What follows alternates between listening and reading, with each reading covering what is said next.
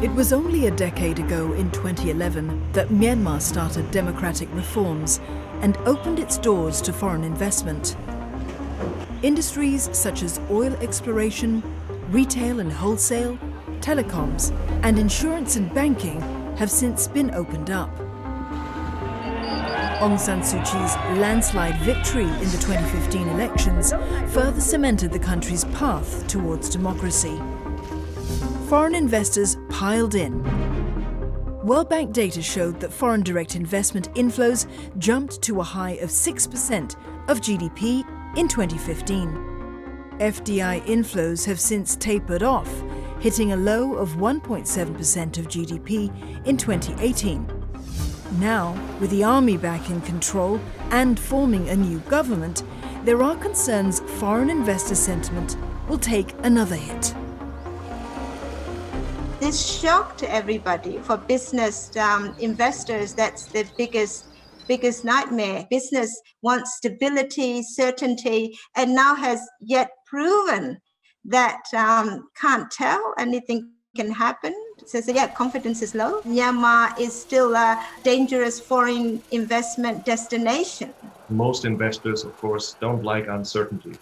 And what the events of this week have just done is introduced an element of uncertainty, including questions around the motivations for the coup, but also what precisely the implications will be for policy moving forward. Most foreign investors will probably find that Myanmar has become a less attractive place.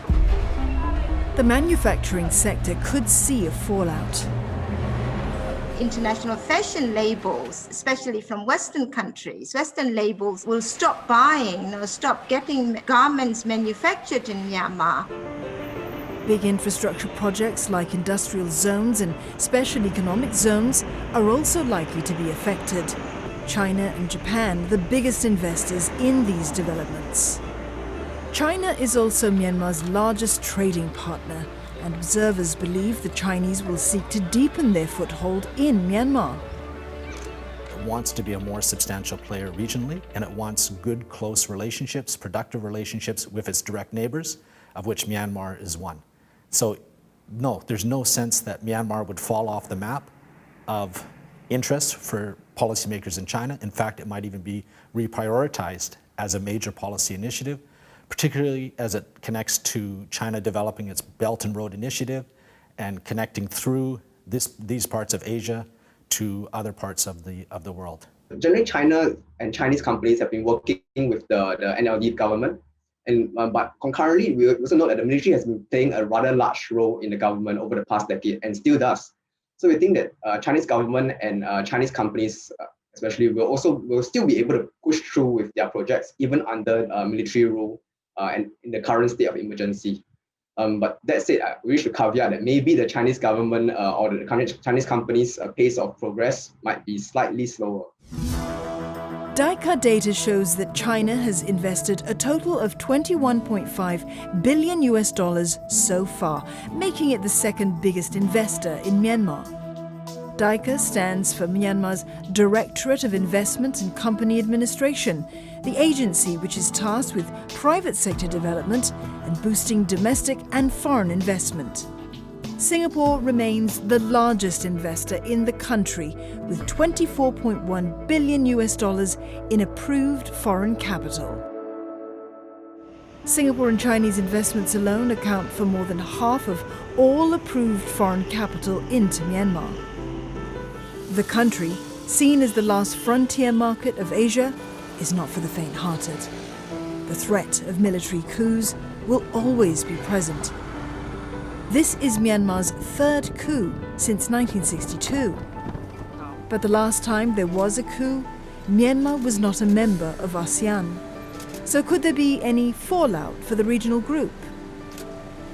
We see quite minimal spillover impacts in the grand scheme of things, and this is largely due to Myanmar's low external integration, owing to the country effectively emerging from military rule only in 2011.